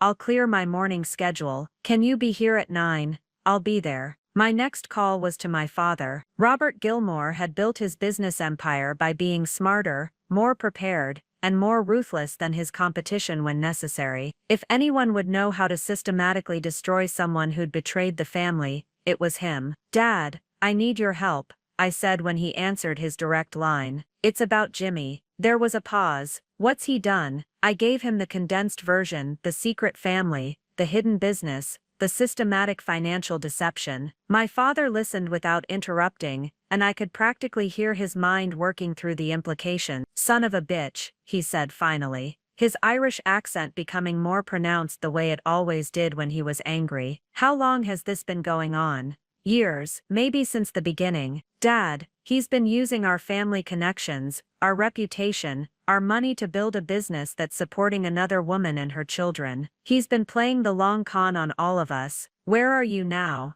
"At home. He doesn't know that I know yet." "Good. Don't let on that anything's changed. Can you keep up the act for another day or two while we put some things in motion?" The question surprised me. The old Katrina would have said no, would have insisted on immediate honesty even if it meant giving up strategic advantage. But the new Katrina understood that sometimes deception was a weapon, and sometimes the person who'd been betrayed had the right to use every weapon at their disposal. "Yes," I said, "I can do that. I'm going to make some calls. There are people who can help us understand exactly what this bastard has been up to, and there are ways to make sure he pays for every penny he's stolen." "But, Katrina?" "Yeah? This is going to get ugly. He's going to fight back when he realizes we're on to him. Are you prepared for that?" I looked around Jimmy's office, at the evidence of his betrayal scattered across his desk, at the photos of the daughter he'd hidden from me for 3 years. "I'm prepared for whatever it takes," I said, and meant it. After I hung up, I carefully returned all of Jimmy's documents to their original locations. I cleaned up any signs that I'd been searching through his things. I wanted everything to appear normal when he came home. Then I went to our bedroom and started planning the performance of my life. For the next day or two, I would need to be the perfect wife, loving, trusting, completely unaware that my world had just imploded. I would need to smile and laugh, and pretend that everything was exactly as it had been that morning. It was going to be the hardest acting job I'd ever done, but it was also going to be the most important. Because while Jimmy thought he was getting away with the perfect crime, I was going to be building the perfect trap. By the time I was finished with him, James Keene would understand that there were consequences for stealing from a Gilmore. And those consequences would be more devastating than anything his small-time con artist mind could possibly imagine. I heard his truck pulling into our driveway and took a deep breath. Showtime. The woman Jimmy was about to greet at the door looked exactly like the wife he'd left that morning. But inside, she was someone completely different, someone who was about to teach him that the biggest mistake of his life had been underestimating exactly who he'd chosen to betray.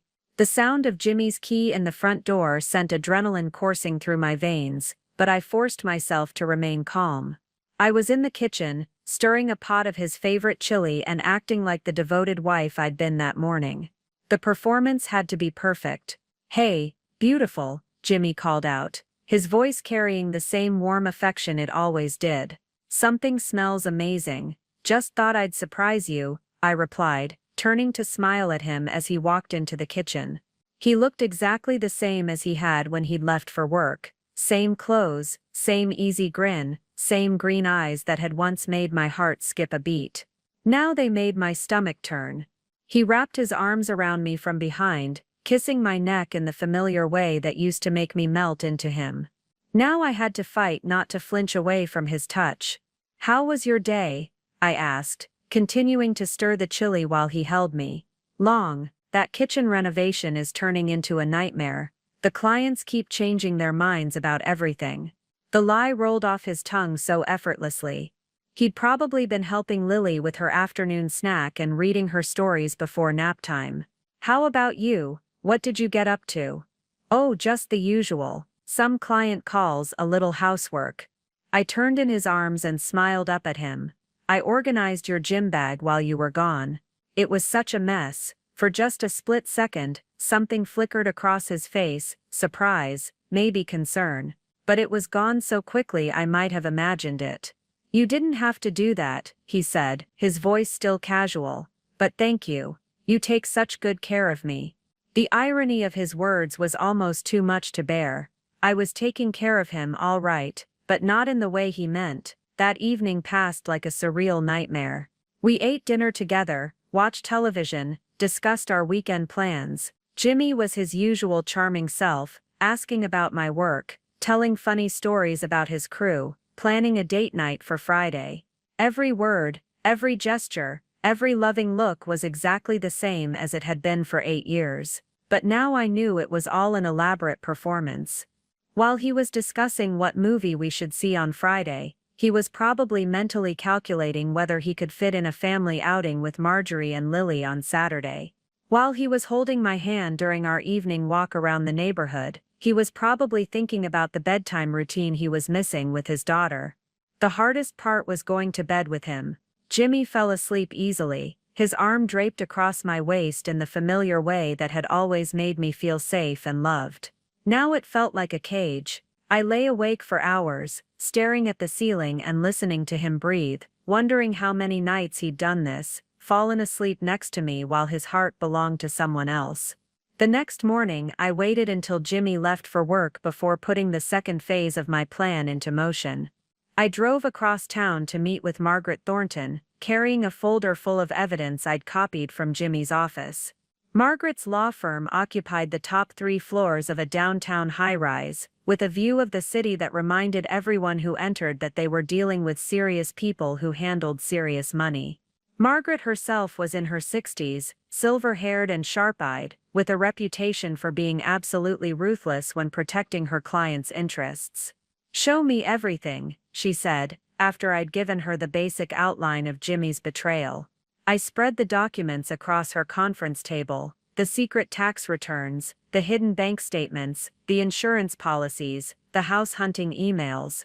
Margaret examined each piece of evidence with the methodical precision of a surgeon, occasionally making notes on her legal pad. "This is comprehensive fraud," she said finally. "Identity theft, tax evasion, potentially insurance fraud if he was planning what I think he was planning. We have grounds for both criminal charges and a civil suit that would leave him with nothing." What about Marjorie and the children? I asked. I don't want them to suffer for Jimmy's crimes. Margaret studied me with approval. That's very generous, considering what he's put you through. We can structure the recovery to focus on assets that came from your family's money specifically.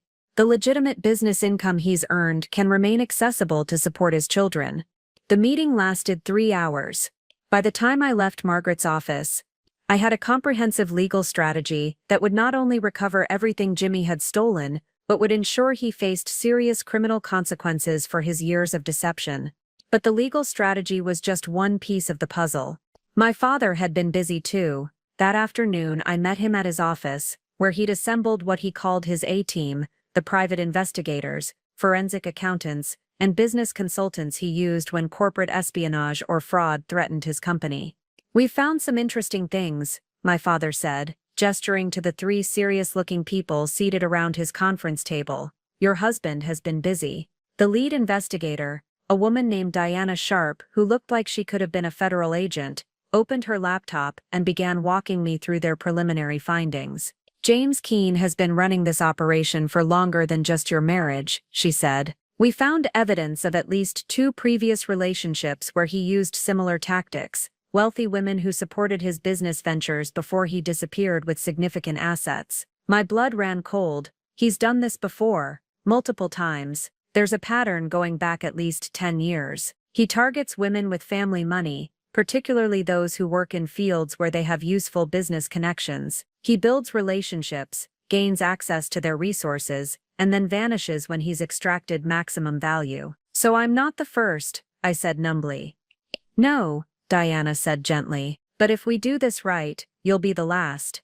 The forensic accountant, a quiet man named Dr. Chen, had traced Jimmy's financial activities across multiple states and identities. The scope of his deception was staggering. He'd stolen over $2 million from his previous victims combined, and he'd taken nearly that much from me over the course of our marriage. "The good news," Dr. Chen said, "is that we can trace most of the money. He's not as smart as he thinks he is about hiding assets." My father leaned forward. "Here's what we're going to do, sweetheart. We're going to give Mr. Keene exactly what he's been planning to give you, except he's going to be the one left with nothing." As they outlined their plan, I felt something I hadn't experienced since discovering Jimmy's betrayal: hope, not just hope for justice, but hope for something I'd never thought possible. "We're going to destroy him," my father said simply. "Legally, financially, and professionally. By the time we're finished, James Keene will never be able to run this con on another innocent woman." For the first time in 2 days, I smiled. A real smile, not the fake one I'd been wearing for Jimmy. The woman who'd discovered those receipts in a gym bag was gone forever. In her place was someone stronger, smarter, and absolutely committed to making sure that Jimmy Baltimore's reign of deception ended in complete and total ruin. The only question left was how much he would suffer before it was over. The war room my father had assembled in his office looked like something out of a corporate thriller. Diana Sharp had set up multiple monitors displaying financial records, property deeds, and surveillance photos. Dr. Chen had covered one entire wall with a timeline of Jimmy's activities across 3 different identities. The sheer scope of his operation was breathtaking in its audacity and terrifying in its sophistication. "Let's start with his current setup," Diana said, clicking through a presentation that made my stomach churn. "James Keene operates under multiple legal identities, all carefully constructed and maintained. Jimmy Baltimore is just his latest persona." The screen showed driver's licenses, social security cards, and credit reports for 3 different men who all had Jimmy's face but different names and backgrounds. James Keene, Jimmy Baltimore, and someone called Jake Beaumont, who apparently lived in North Carolina. "How is this even possible?" I asked, staring at the documentation that looked completely legitimate. "Identity theft combined with sophisticated forgery," Diana explained. "He starts with deceased individuals who died young, then gradually builds documentation around their identities. Birth certificates, school records, employment history, all carefully fabricated over years." Dr. Chen pulled up financial records that made my head spin.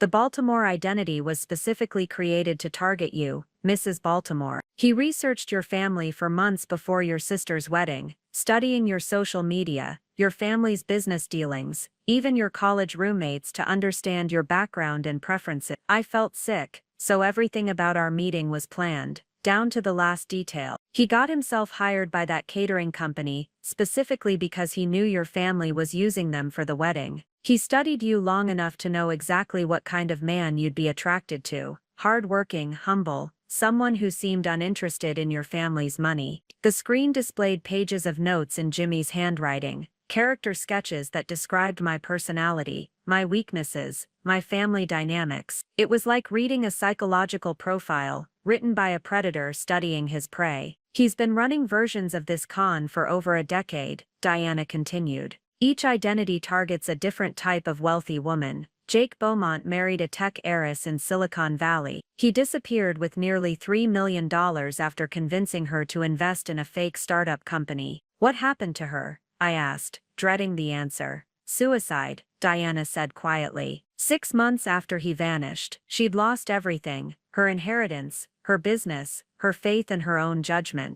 Her family found her in her apartment with a note that blamed herself for being so stupid and trusting. The room fell silent. That could have been me. If I hadn't found those receipts, if I hadn't discovered his secret family, Jimmy might have eventually executed whatever exit strategy he'd been planning, and I might have ended up like that poor woman in California, destroyed and convinced it was my own fault. Before the tech heiress, there was Rebecca Morrison in Texas, Diana continued. Real estate fortune, similar age and background to you. He used the identity Thomas Mitchell with her. Married for 6 years, convinced her to invest in multiple fake business ventures, then disappeared when she started asking questions about inconsistencies in his stories. Is she? I couldn't finish the question. Alive, but barely. She lost her family's ranch that had been in their family for 4 generations. Last we heard, she was working as a waitress and living in a trailer park. She never recovered financially or emotionally. My father's face was stone cold with rage. How many others? We found evidence of at least 6 marriages over 12 years. Combined theft of over $10 million, 2 suicides, 1 attempted suicide, 3 women who lost everything and never recovered. Diana paused, looking directly at me. You would have been number 7, Mrs. Baltimore. And based on the insurance policies he took out on you, you might not have survived to tell your story. The insurance documents Dr. Chen displayed made my blood freeze. Jimmy hadn't just taken out policies on my life. He'd been researching accidental death scenarios, studying which activities had the highest likelihood of fatal outcomes while appearing accidental. The rock climbing, the extreme skiing, the sailing in bad weather, Dr. Chen said, reading from Jimmy's notes. He was creating a pattern of risk-taking behavior that would make an accidental death seem plausible. The insurance companies would pay out without extensive investigation if you died during an activity you were known to enjoy. I thought about how enthusiastic Jimmy had been about those dangerous adventures, how he'd pushed me to try things that scared me, how he'd always had such detailed plans for our adventure dates. He'd been auditioning different ways to kill me. But the secret family changes everything, Diana said. Maintaining 2 households was expensive and risky. My guess is that he was getting sloppy, which is why you found the receipts. He was probably planning to accelerate his timeline. What do you mean? I think he was getting ready to eliminate one of his problems, my father said grimly. Either you or the other family, and based on the insurance policies and his research into accident scenarios, I think we know which option he was leaning toward. The room was quiet as the full horror of Jimmy's plan sank in. He hadn't just been stealing my money and living a double life, he'd been planning my murder. But here's the thing, Diana said, her voice taking on a predatory edge that reminded me why my father had chosen her for his team. James Keene made a critical error when he chose you as his target. What do you mean? He assumed you were like his previous victims, isolated, dependent on him, without the resources or connections to fight back effectively. He didn't account for the fact that you're a Gilmore. My father leaned forward. And Gilmores don't just have money, sweetheart. We have power, we have connections, and we have a very long memory when it comes to people who cross our family. Diana smiled, and it was the most terrifying expression I'd ever seen. Mr. Keene is about to discover that there's a difference between stealing from isolated wealthy women and stealing from a family that owns half the judges in 3 states and has the resources to hunt him down anywhere in the world. What's the plan? I asked. We're going to give him exactly what he's been planning to give you, my father said. Complete destruction, but unlike him, we're going to do it legally, systematically, and permanently. He's going to wish he'd never heard the name Gilmore, Diana added. And by the time we're finished with him, he'll never be able to hurt another woman again. For the first time since this nightmare began, I felt something other than devastation and rage. I felt anticipation. James Keene had spent 12 years destroying innocent women. Now it was time for him to experience what that felt like from the other side, and the Gilmore family was going to make sure it was a lesson he never forgot. The final phase of our operation required me to become someone I'd never been before, a calculating actress, capable of maintaining an elaborate deception while Jimmy walked unknowingly into the trap we were setting. For 3 days, I had to be the perfect wife while secretly orchestrating his complete destruction. Diana had equipped me with surveillance devices that looked like ordinary jewelry, a pendant necklace with a hidden camera, earrings with audio recording capabilities, and a wedding ring that had been replaced with an identical one containing a GPS tracker and listening device. Every conversation Jimmy and I had was now being recorded and analyzed by her team. The key is to act exactly as you normally would, Diana had instructed me. Don't try to get him to confess or reveal information. Let him hang himself with his own words while you gather evidence of his daily deceptions. Dr. Chen had given me a modified phone that appeared to function normally, but was actually feeding Jimmy's location data, call logs, and text messages directly to our investigation team. Every move he made,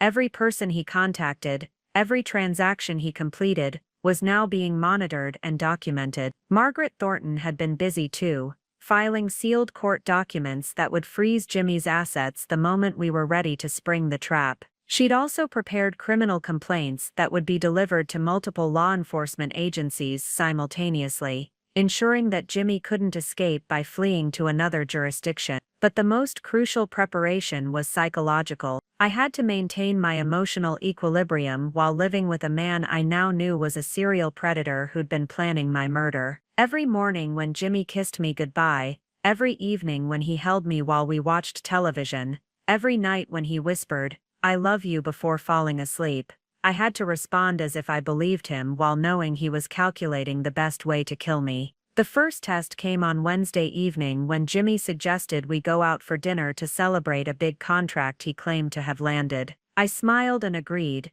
letting him choose the restaurant, acting excited about his supposed business success. The hidden camera in my necklace recorded him lying smoothly about his day, while I forced myself to look impressed and supportive. "You've been working so hard lately," I said, reaching across the table to take his hand. "I'm so proud of everything you've accomplished." "I couldn't have done any of it without you," he replied, squeezing my fingers with what looked like genuine affection. "You've been my rock, Kat. I don't know what I'd do without you." The irony was so bitter, I almost choked on my wine. He was right.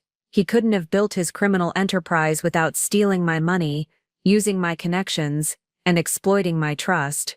But he was about to find out what happened when the rock he'd been standing on turned out to be quicksand.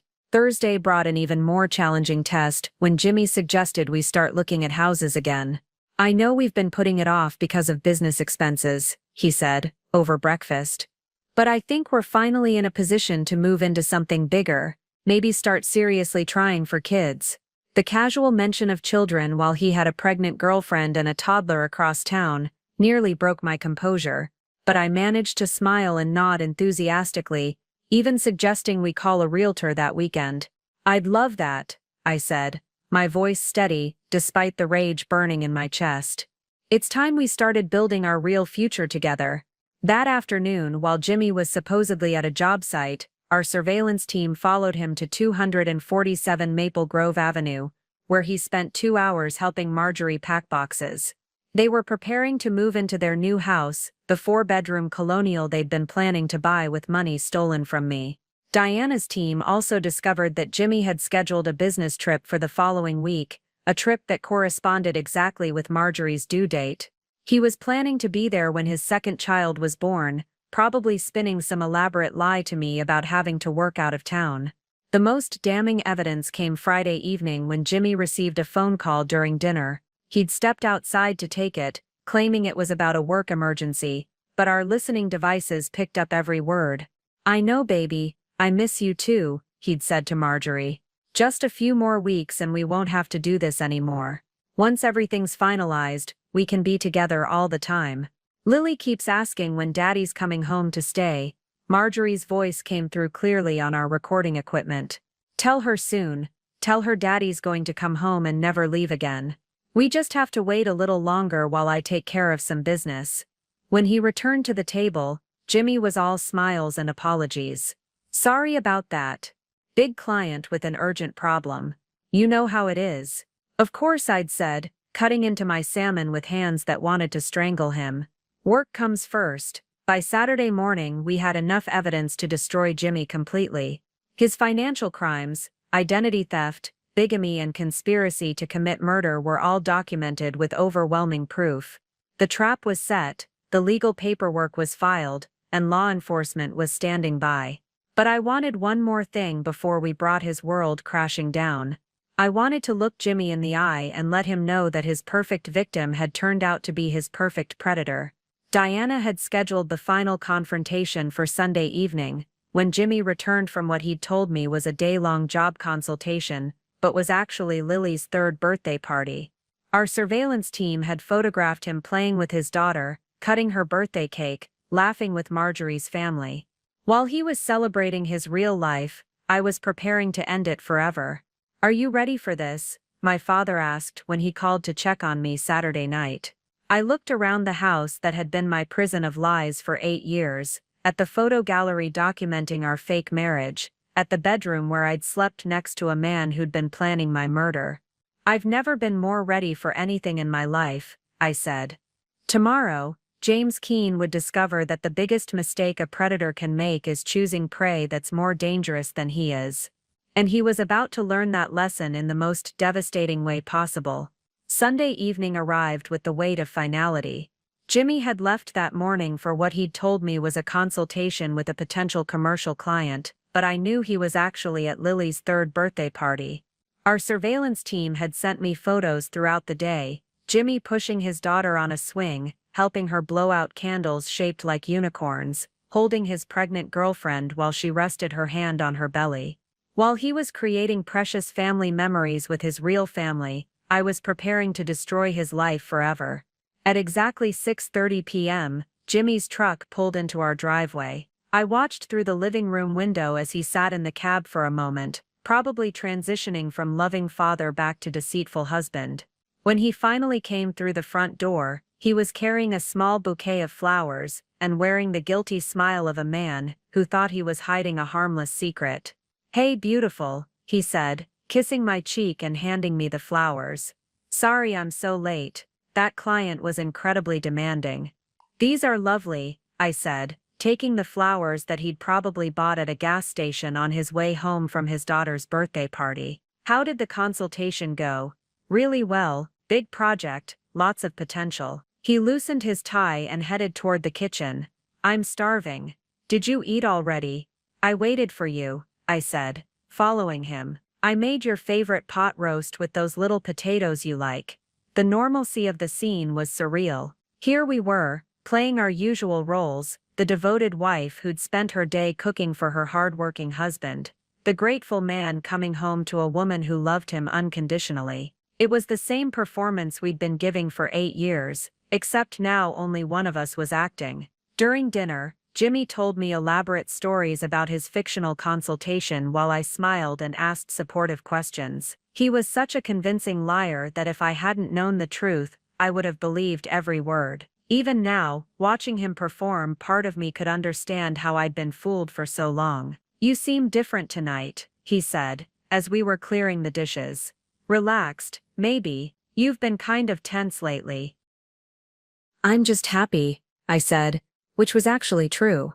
I was happy that his lies were about to end, happy that justice was finally coming, happy that after tonight I'd never have to pretend to love a man who'd been planning to murder me. At exactly 8 p.m., our doorbell rang. Jimmy looked confused. "Are we expecting someone?" "Actually, yes," I said, setting down the dish towel and walking toward the front door. "I invited a few people over. I thought it was time you met some new friends." The confusion on Jimmy's face deepened as I opened the door to reveal Diana Sharp, 2 FBI agents, and Margaret Thornton. Behind them stood my father, his expression as cold as winter stone. "Jimmy," I said, my voice perfectly calm, "I'd like you to meet some people who are very interested in talking to you about your work." The color drained from Jimmy's face as Diana stepped forward, her badge clearly visible. "James Keene, also known as Jimmy Baltimore, Thomas Mitchell, and Jake Beaumont, you're under arrest for identity theft, mail fraud, wire fraud, conspiracy to commit murder, and bigamy." "What the hell is going on?" Jimmy demanded, but his voice cracked, and his eyes were already darting toward the back door, calculating escape routes. "The game's over, Jimmy," I said, pulling the hidden camera from my necklace and setting it on the coffee table between us. "We know everything. About Marjorie and Lily, about your previous wives, about the insurance policies, and your research into accident scenarios, about all of it." Jimmy's mask finally slipped completely. The charming, devoted husband disappeared, replaced by something cold and predatory. "You conniving bitch," he snarled. "You have no idea what you're doing." "Actually, I know exactly what I'm doing," I replied. "I'm giving you the same thing you gave Rebecca Morrison, and Sarah Chen and all your other victims. I'm destroying your life the way you destroyed theirs." The FBI agents moved forward with handcuffs, as Jimmy's bravado crumbled into panic. Wait, you don't understand. I can explain everything. Katrina, please, you have to listen to me." "I listened to you for 8 years, I said. "Every lie, every manipulation, every false promise. I'm done listening." As they cuffed him, Jimmy's desperation became pathetic. "I love you, Kat. Whatever you think you know, whatever they've told you, I love you. That was never fake." I looked at this man who'd stolen 8 years of my life, my money, my trust, and my dreams, who'd planned to murder me for insurance money while building a family with another woman, who'd left a trail of destroyed women across multiple states. "The only thing that was never fake," I said quietly, "was how much I'm going to enjoy watching you rot in prison." Margaret stepped forward with a folder of legal documents. "Mr. Keene, you're also being served with divorce papers, asset seizure orders, and a civil suit seeking full restitution for the approximately $4 million you stole during your marriage to my client." "You can't do this," Jimmy shouted as they led him toward the door. "I have rights. I have a family to support." "Your family will be fine," I called after him. "I've made sure Marjorie and the children will be taken care of. They're victims in this too." And they were. Whatever anger I felt toward Marjorie for her role in this betrayal, she and her children were also casualties of Jimmy's manipulation. The trust fund I'd established would ensure they could survive without the stolen money Jimmy had been using to support them. After the police car disappeared down our street, my father put his arm around my shoulders. "How do you feel, sweetheart?" I looked around the house that had been my prison for 8 years, then at the legal documents that would soon make me Katrina Gilmore again, then at the future that stretched before me, uncertain but finally, truly mine. "Free," I said. "For the first time in 8 years, I feel completely free." Jimmy Baltimore was gone forever. James Keene would spend the next 20 years in federal prison, where he'd have plenty of time to reflect on the mistake of targeting a woman who had the resources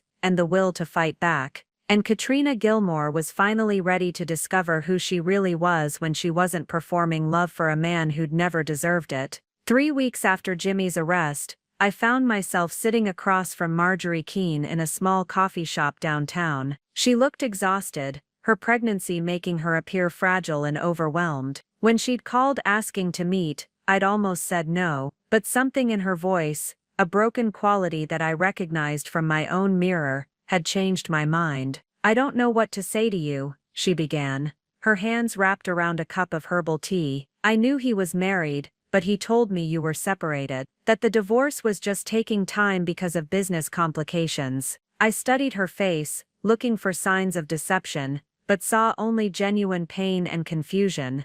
How long? I asked. 4 years. We met when he was working on a renovation project near my apartment. He was so sweet, so attentive. He said his marriage had been over for years, but that his wife was making the divorce difficult. She paused, touching her belly. He promised me we'd be married as soon as he was free. 4 years, which meant Jimmy had started his relationship with Marjorie, barely 4 years into our marriage, during the time I'd thought we were happiest. While I'd been helping him build his business and planning our future, he'd been building an entirely different future with her. Did you ever suspect? I asked. Sometimes, she admitted. He could only stay certain nights. He never wanted me to call him at work. He insisted on keeping our relationship private until his divorce was final. She looked up at me with tears in her eyes. But I loved him. And when Lily was born, when I saw how much he loved her, I thought I was just being paranoid. What will you do now? I don't know. I lost my job when this all came out. My employer didn't want the scandal. The house we were renting was in his name, so I had to move back in with my parents. She paused, then added quietly, I heard about what you did. The trust fund for Lily and the baby. Why would you do that after everything we put you through? I thought about her question. In the immediate aftermath of Jimmy's arrest, my first instinct had been to hate everyone connected to his deception. But Marjorie and her children were victims too, manipulated by the same skilled predator who'd fooled me for 8 years. Because Lily didn't choose to have a criminal for a father, I said finally. And your baby didn't ask to be born into this mess. They deserve a chance at a normal life, even if their father stole that from them. Marjorie began crying then, silent tears that spoke to a grief I understood completely. I'm so sorry, she whispered. I'm so sorry for all of it. I know, I said, and meant it. When we parted ways outside the coffee shop, I felt something I hadn't expected: closure. Not forgiveness for Jimmy, that would never come, but a kind of peace about the collateral damage his crimes had caused. Eleanor had been right when she'd told me weeks earlier that healing meant understanding the difference between the people who'd betrayed me and the people who'd been betrayed alongside me. Marjorie and her children would be fine. Jimmy would not. And finally, so would I. Walking back to my car, I realized that the woman who'd discovered those receipts in a gym bag was truly gone forever. In her place was someone stronger, wiser, and absolutely certain that she would never again mistake manipulation for love. The future was mine now, and I couldn't wait to see what I'd build with it. Up next, you've got 2 more standout stories right on your screen. If this one hit the mark, you won't want to pass these up. Just click and check them out. And don't forget to subscribe and turn on the notification bell so you don't miss any upload from us.